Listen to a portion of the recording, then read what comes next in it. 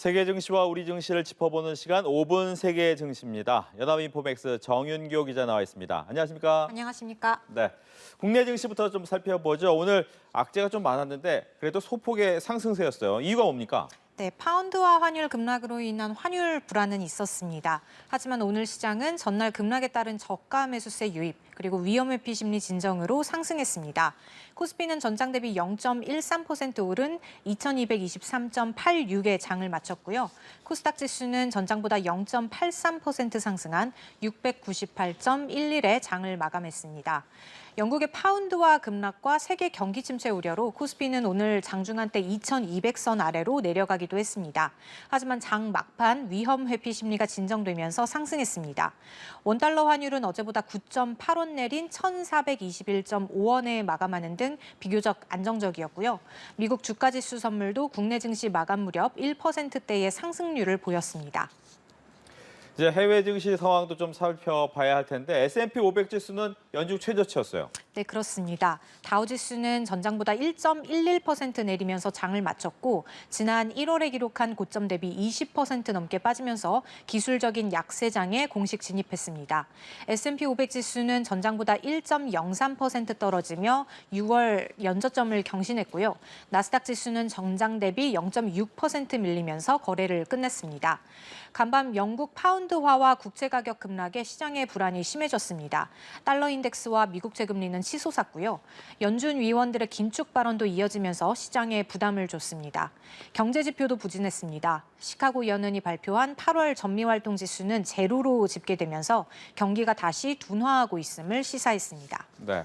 근데 영국 정부에서 내놓은 감세안으로 파운드화가 폭락했고 글로벌 시장이 흔들리고 있는데 이제는 글로벌 경기 침체 얘기도 나오네요. 네, 그렇습니다.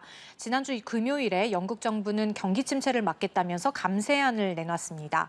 50년 만에 최대의 규모, 우리 돈으로 약 70조 원어치 감세안이고요. 소득세 기본세율은 20%에서 19%로, 고소득자에게 적용되는 최고세율은 45%에서 40%로 내리겠다는 게 요지인데요. 정부의 의도와는 달리 시장의 평가는 차가웠습니다. 감세를 해봤자 경제의 성장은커녕 국가 부채가 급증하고 물가가 치솟을 거란 분석이 많았습니다. 파운드 가치는 추락했고 영국 국채도 매도세가 몰리면서 금리가 폭등했습니다. 세계 경기 침체 가능성은 미국 연준 당국자들의 입에서 나왔는데요. 라파엘 보스틱 애틀랜타 연은 총재는 영국 정부의 계획이 세계 경제의 불확실성을 높였다고 비판했고요. 수전 콜린스 보스턴 연은 총재는 영국의 불확실성까지 더해지면서 미국 경제가 큰 타격을 받을 수 있다고 지적했습니다. 네.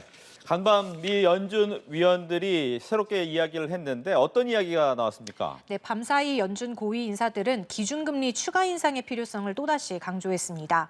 기존의 매파적 입장에 무게를 더한 건데요. 수전 콜린스 보스턴 연은 총재는 보스턴 광역 상공회의소 연설에서 경제가 둔화하더라도 인플레이션을 2%로 되돌리기 위해 금리를 추가로 인상해야 한다고 주장했습니다. 라파엘 보스틱 애틀랜타 연은 총재는 워싱턴 포스트 주최 행사에서 가장 중요한 것은 인플레이션을 통제해야 한다는 것이고 그렇게 될 때까지 모든 방향에서 시장에 많은 변동성을 보게 될 것이라고 경고했습니다. 또 로레타 메스터 클리블랜드 연은 총재도 매사추세츠 공대 금융정책센터 행사 연설에서 인플레이션의 현 수준과 전망을 고려하면 기준금리의 추가 인상이 필요하다고 강조했습니다. 뉴욕 증시 3대 지수 중에서 다우지수, S&P 500 지수가 연저점을 경신하면서 주가는 과매도 상태에 들었다. 이런 진단도 나오네요. 네, 그렇습니다. 주가가 지난 6월에 저점까지 내려오면서 시장이 과매도 상태에 들어섰다는 분석도 나옵니다. 영국 CMC 마켓에 따르면 S&P 500 지수는 현재 과매도권에 있는 것으로 분석되고 있습니다. 오늘 아시아 시장에서 미국 주가 지수 선물이 강세를 보인 것도 같은 맥락으로 볼 수 있겠고요. 그럼에도 추가 하락을 경고하는 목소리도 계속 나오고 있습니다. 모건 스탠리는 S&P 500 지수가 3,400선까지 떨어질 수 있고 최악의 경우 3,000선까지 추락할 수 있다는 경고를 내놨습니다. 네. 마지막으로 내일 증시 전망 그리고 일정까지 소개해 주시죠. 네, 오늘 미국 주가지수 선물의 상승세가 뉴욕에서도 이어질 수 있을지가 주목됩니다. 주요 이벤트 결과에 따라 향방이 갈릴 것으로 보이는데요.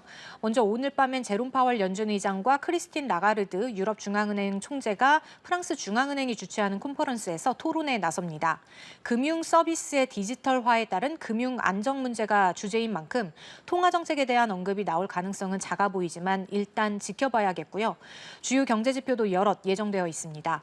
미국의 9월 소비자 신뢰 지수, 8월 신규 주택 판매, 8월 내구 재수주, 존슨 레드북 소매 판매 지수 등이 주가에 영향을 줄 것으로 보입니다. 네, 지금까지 5분 세계 증시였습니다. 정윤교 기자 잘 들었습니다. 감사합니다.